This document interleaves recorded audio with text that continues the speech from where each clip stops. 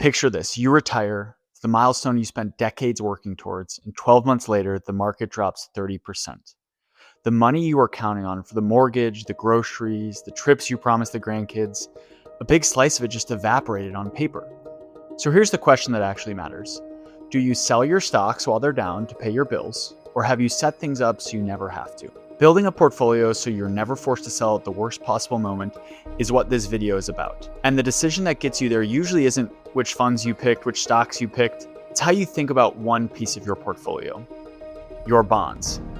Two quick things before we dive in. First, I'm Andy, a wealth manager, and I spend my days helping people build and protect their money so they can actually live on it in retirement. This one idea tends to change how they see their whole portfolio. Second, the plan. A lot goes into getting a portfolio ready for retirement, and we could spend hours on it. So today I'm doing the exact opposite of that. I'm focusing on one idea, the blind spot, the fix, and your number and why it matters. I'll show you why the usual way people measure bonds has a blind spot, the simple fix, and how to find the right number for you. Because down years aren't rare, they're normal. We should expect them. The danger is never really the drop in the market itself, it's being forced to sell into the drop. So let's start with how most people think about bonds. I'm sure you've heard the rules of thumb. 60-40 portfolio, have your age in bonds. And those are fine generic starting points, they're just incomplete. So here's the blind spot. A percentage tells you something about your portfolio, but it tells you almost nothing about your life. If I tell you a retiree holds 40% in bonds, you still can't answer the question that actually matters. How long can this person pay their bills without touching their stocks? Picture this.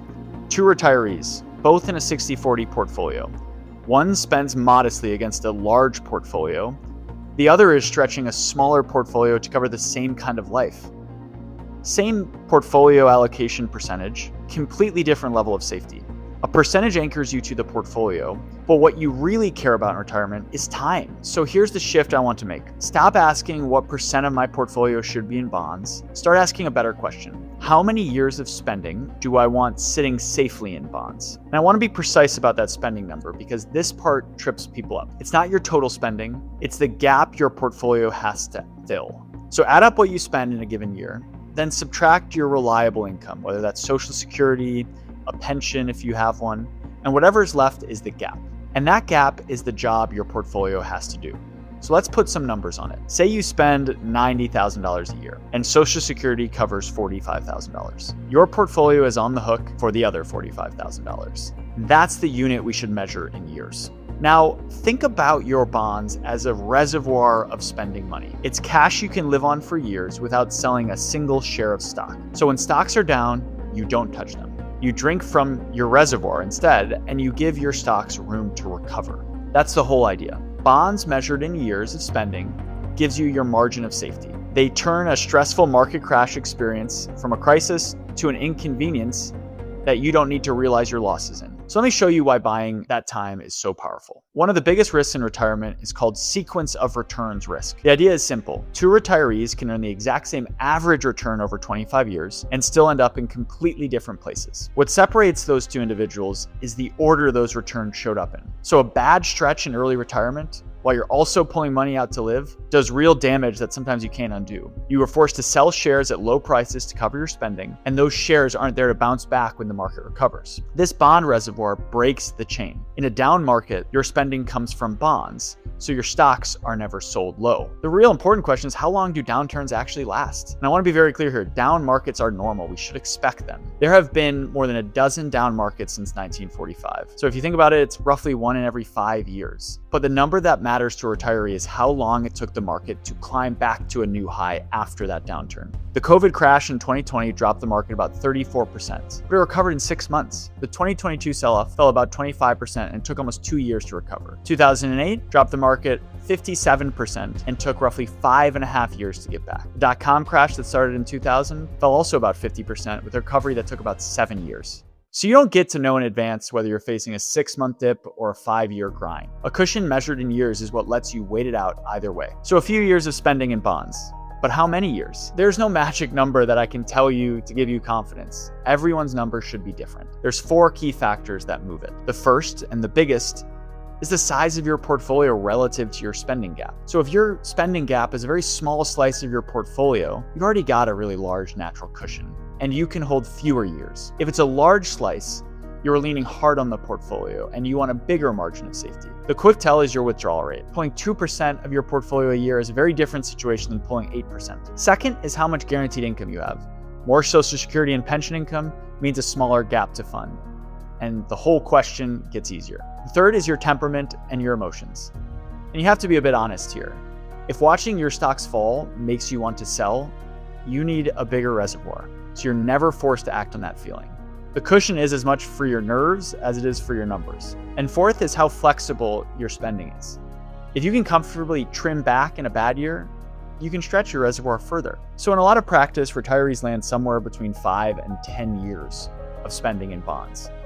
But I would treat that as a starting point to the conversation. It should not be viewed as a rule. Let me make this real with some actual numbers. Picture a couple, both 65, retiring this year. They spend $90,000 a year. Their combined Social Security is $45,000 a year. So the portfolio needs to fund the gap of $45,000 a year. They've saved $1.5 million.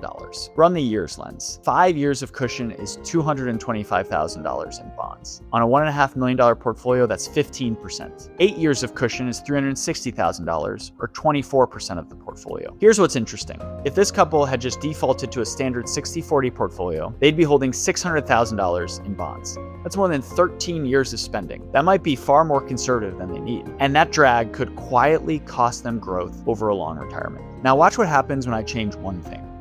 Take a second couple, same $45,000 spending gap, but their portfolio is half the size, $750,000, not $1.5 million. 8 years of cushion is still $360,000 in bonds, but now that's 48% of their portfolio.